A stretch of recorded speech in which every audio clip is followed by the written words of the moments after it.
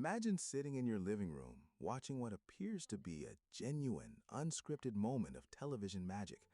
A painfully shy, awkward 13-year-old girl walks onto the brightly lit stage of America's Got Talent.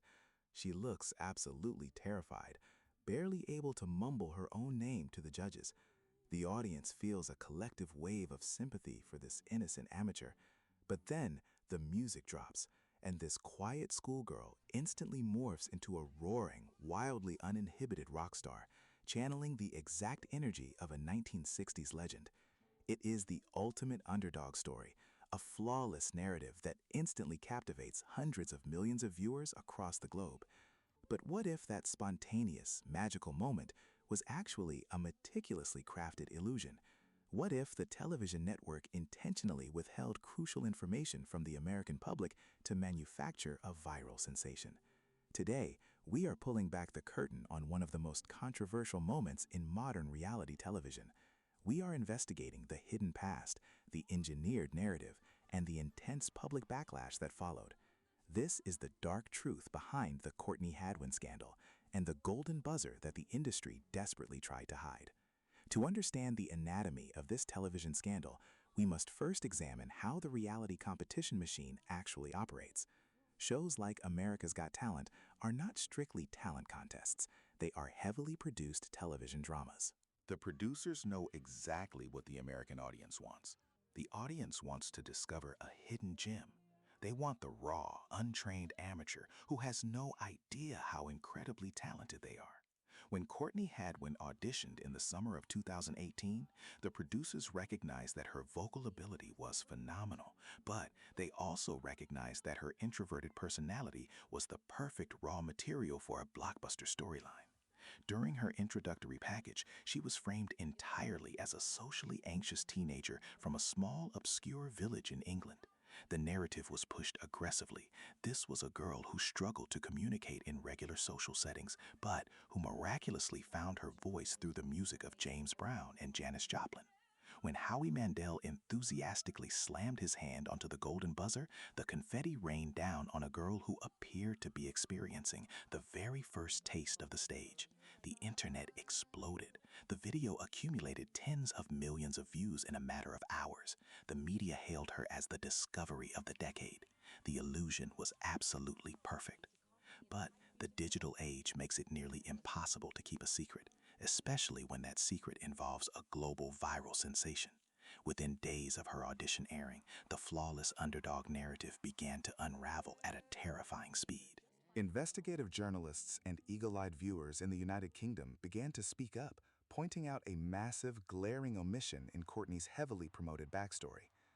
The American public was shocked to discover that Courtney Hadwin was not, in fact, an undiscovered, untrained amateur experiencing the spotlight for the first time.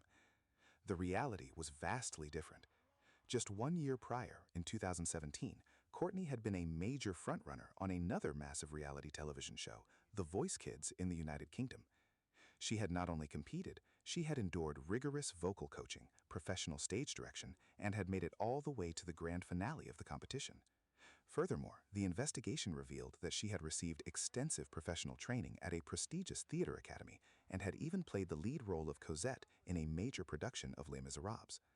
The shy, inexperienced schoolgirl narrative was completely shattered. She was, for all intents and purposes, a highly trained, seasoned child performer. When this information broke across the internet, the reaction from the American public was swift, intense, and deeply unforgiving. A massive wave of controversy and outrage swept through social media and tabloid headlines. The audience felt a profound sense of betrayal. They had invested their emotions, their tears, and their votes into the story of a fragile amateur, only to feel that they had been intentionally deceived by a professional ringer. But this is where the story takes a deeply tragic turn. When the scandal erupted, the television network executives, the very people who had edited her backstory and crafted the illusion, quietly retreated into the shadows. They released vague statements defending the rules of the show, stating that international contestants were allowed to compete, but they completely avoided taking responsibility for the deceptive editing.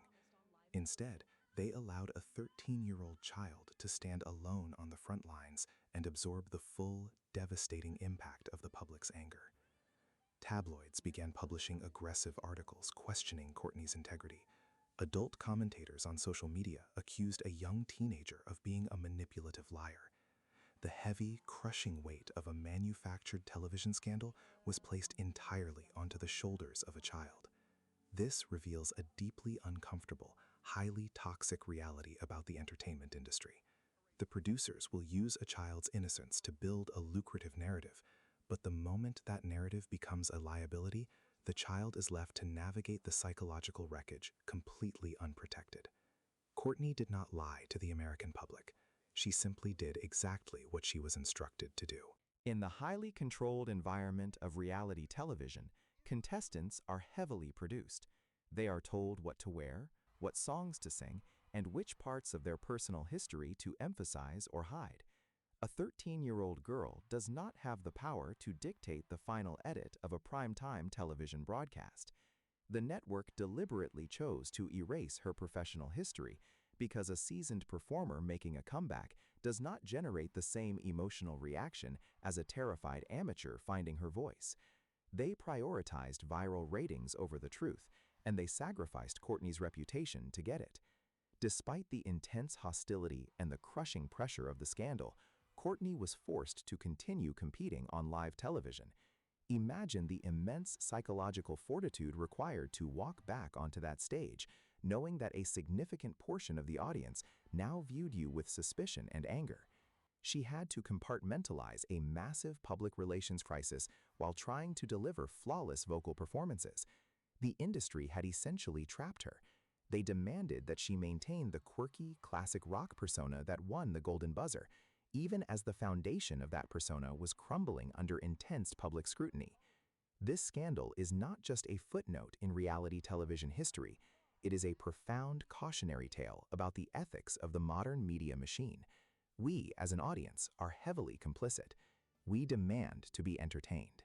We demand emotional, tear-jerking miracles on our television screens, and we voraciously consume the underdog stories presented to us.